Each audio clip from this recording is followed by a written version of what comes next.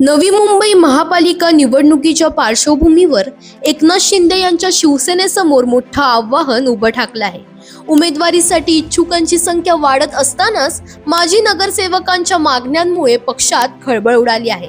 नवी मुंबईत काही माजी नगरसेवकांनी केवळ स्वतःसाठीच नव्हे तर पत्नी, मुलगा, सून आणि अगदी लहान मुलासाठीही तिकिटांची मागणी केल्याचं समोर आलं आहे। या मागण्यांमुळे शिवसेनेत घराणेशाहीचा मुद्दा पुन्हा चर्चेत आला। विशेष म्हणजे भाजप नेते गणेश नाईक यांच्यावर घराणेशाहीचे आरोप करणाऱ्या शिंदे शिवसेनेलाच आता त्याच प्रश्नांना सामोरं जावं लागत आहे।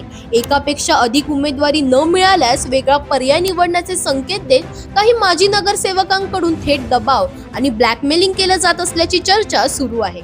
पक्षात अलीकडे झालेल्या मोठ्या इन्कमिंगमुळे जुन्या नगरसेवकांच्या अपेक्षा वाढल्या असून त्यामुळे नेतृत्वाची डोकेदुखी वाढली आहे। शिवसेनेचे जिल्हाध्यक्ष द्वारनाथ भोज यांनी मात्र अंतिम निर्णय एकनाथ शिंदेच घेतील असं स्पष्ट केलं।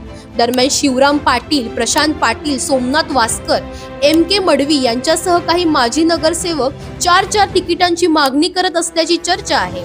मात्र याबाबत पक्षाकडून अधिकृत माहिती देण्यात आलेली नाही। महापालिका निवडणुकीआधीच उमेदवारीवरून निर्माण झालेलं हे राजकीय वादळ एकनाथ शिंदे यांच्यासाठी मोठी कसोटी ठरणार हे नक्की। दरम्यान तुम्हालाही पॉलिटिक्स रिलेटेड अशाच अपडेट्स हवे असतील तर आम्हाला फॉलो करायला विसरू नका।